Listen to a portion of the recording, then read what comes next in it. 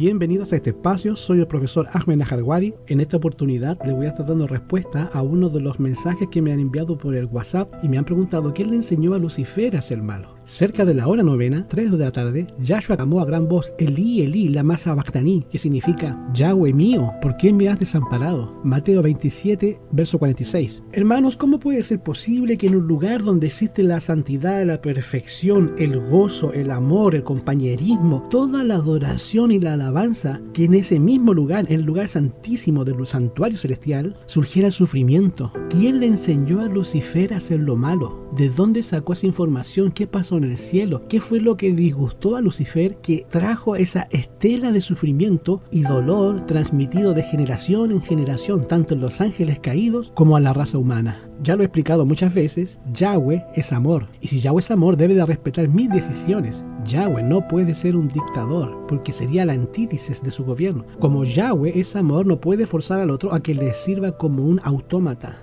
Yahweh quiere que los seres creados, inteligentes por Él, creados por Él, le sigan porque lo aman y lo obedezcan porque razonan y ven que es un ser supremo que merece toda honra, gloria y alabanza. Y usted me va a decir, pero si Yahweh lo que quiere es alabanza y honor, entonces es un Elohim egoísta y egocéntrico. No, hermano, lo hace porque Él quiere que nosotros nos parezcamos a Él. Y la mejor forma de parecernos a Él es alabando su nombre y glorificándole, o sea, obedeciendo plenamente sus designios, su voluntad. Yahweh no se beneficia con que lo alabemos. Él no se beneficia porque lo obedezcamos. El que se beneficia o los que se benefician son los que adoran a Él. Porque al adorarle van recibiendo de su divinidad y se tornan más inteligentes y más sabios, que es el propósito de Yahweh, para que ellos obedezcan con sabiduría. Y el principio de la sabiduría es el temor a Yahweh. ¿Y qué es el temor a Yahweh? Según Eclesiastes 12, 13 y 14, es temer a Yahweh y guardar sus mandamientos.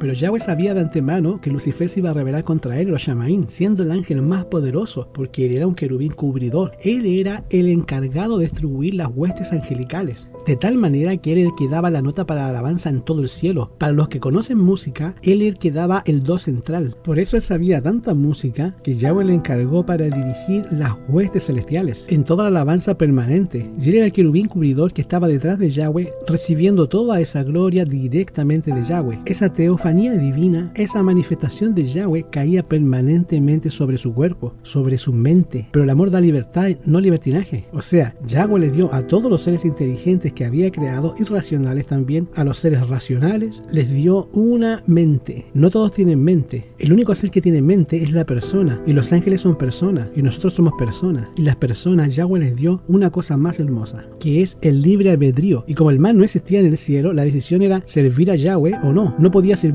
al diablo porque no existía en el cielo, sino que Yahweh y Lucifer era un ángel muy bueno. Dice la Biblia que eran perfectos en hermosura y acabado. ¿Qué significa acabado? Algo que no le faltaba nada, algo refinado, algo pulido. Pero en su presencia divina vio que ese ángel poderoso llamado Lucifer iba a caer en rebelión contra su reino, y en consecuencia una tercera parte de los ángeles buenos se iban a unir a la rebelión de este archiengañador. ¿Qué significa archi? En griego significa principal, viene del principal engañador. Y Yahweh sufrió en el cielo, hermano. Sufrió esta rebelión, porque si tú lo quieres analizar, los ángeles son seres creados por Yahweh, es decir, son sus hijos, y cuando un hijo se hace rebelde y le hace la guerra, el padre sufre eso. Aunque el hijo sea rebelde y quiera agredirlo, usted lo saca de la casa para evitar otra contradicción, otra cosa peor. Pero en el contexto humano es un pálido reflejo de lo que sucede en el cielo. Yahweh se vio obligado a expulsar a Lucifer después de reunirse con él y explicarle punto con punto lo que le iba a pasar si seguía en esa conducta de rebelión, como cuando uno hace con los hijos: si tú usas drogas te va a pasar esto, esto, otro. Entonces Yahweh estaba sufriendo en el cielo la inconducta de Lucifer, porque él conocía los resultados de esa rebelión, que jamás volvería a ser feliz, porque la felicidad no es una condición emocional. Para Yahweh la felicidad es una persona, lo dice Gálatas 5:22. El amor es sufrido, dice, porque el fruto del Espíritu es amor. ¿Y qué sigue el amor? Gozo. O sea, el verdadero gozo viene de Yahweh, no es de droga, ni de vicios, ni de sexo opuesto, de mujeres, placeres. El gozo sobrenatural, ese gozo que no se puede explicar Kar viene de Yahweh, y este gozo estaba en los ángeles plenamente, mientras ellos obedecían los designios de Yahweh. Pero cuando se presenta esta rebelión, Yahweh llama a todos estos ángeles rebeldes a un concilio y les explica. Él tiene una reunión con ellos y les está explicando y les dice con quien se estaban rebelando era su hijo, el comandante en jefe, y cuando fueron convencidos por el Elohim poderoso de adorar al hijo, en este caso a Yahshua, y te voy a agregar esto, antes de que Yahshua naciera en esta tierra, Yahweh le había hecho un ángel. Por eso en Éxodo 3 aparece el ángel de Yahweh. Yahshua era un ángel y Lucifer vio un ángel a quien el Padre estaba designándole todo el poder y toda la adoración. Y Lucifer, que era el jefe de los ángeles, al ver al arcángel Miguel, que es Mashiach, le hizo la guerra a ese ángel, porque ese ángel entra a los designios divinos y yo no, yo también soy un ángel. Lo que él no sabía es que ese ángel fue el que lo había creado a él, y el Padre se lo explicó. Este ángel fue el que te creó, este es mi hijo, este soy yo de una naturaleza distinta. Y cesó la contienda aparentemente, pero en él hervía la inquietud de los deseos de supremacía, y llega un momento en que dice, yo no voy a adorar a ese ángel, a ese que le dicen Miguel no lo voy a adorar y le voy a hacer la guerra. Entonces el mal surgió porque Yahweh no lo invitó a él a la creación del hombre. ¿Cómo Yahweh va a invitar a Lucifer a la creación del hombre si Yahweh habla en un lenguaje completamente diferente, en un lenguaje divino, tiene diferentes idiomas, un idioma para los ángeles y otro idioma para los seres humanos, y un idioma en que él se comunica con su hijo? Entonces quien entiende ese idioma fue el que nunca fue creado, Yahweh Elohim, y él quería entrar a esa reunión. Mira, yo no te invito porque no lo vas a entender con el lenguaje de creadores, y eso fue lo que desató la rebelión, y después de la rebelión fue que Yahweh crea este planeta. Hermanos, ¿y ustedes creen que Yahweh no sufrió la pérdida, la tristeza de la tercera parte de los ángeles que se convirtieron en rebeldes con Lucifer? Lo sufrió, hermano, porque el amor es sufrido, dice 1 Corintios capítulo 13. Ese sufrimiento que hubo en los Shamaín en el cielo ante la rebelión, ese sufrimiento que Padre vio en su mente infinita, que el hombre también iba a caer, crea este planeta para que en este planeta, y ya te lo he dicho otras veces, en este planeta iba a ser el proveedor de los ausentes del cielo a través de la raza humana, para que ellos pudieran sustituir o llenar el espacio vacío dejado por los ángeles rebeldes en los Shamaín en el cielo. Y este querubín cubridor, al ser expulsado por la tercera parte de los ángeles rebeldes del cielo, se les fue el gozo, se les fue la alegría, y es una persona o un grupo de personas sobrenaturales que viven en odio, porque no tienen gozo, porque viven en tristeza. Satanás no se sienta a reírse con la gente, al contrario, hace muecas de reírse, pero la risa, la alegría, la inocencia sale de una persona que ama a Yahweh. De lo contrario es una risa hueca, y el pecado no produce risa, el pecado produce un aparente placer, pero realmente es un veneno, como es la droga cuando se usa. Entonces, ¿por qué Yahweh no destruye a Satanás inmediatamente? Porque él tenía simpatizantes en el cielo que no se habían ido con él con respecto a Yahweh. Yahweh podía haberlo destruido a Satanás y a todos esos ángeles, los que estaban simpatizando con él, y fácilmente, hermano, como nosotros podemos arrojar una piedrecita al suelo. Los principios de Yahweh no son de este orden. Su autoridad está en la bondad, en la misericordia y el amor, y también en la representación de él, que es el medio que él quiere emplear. El gobierno de Yahweh es moral.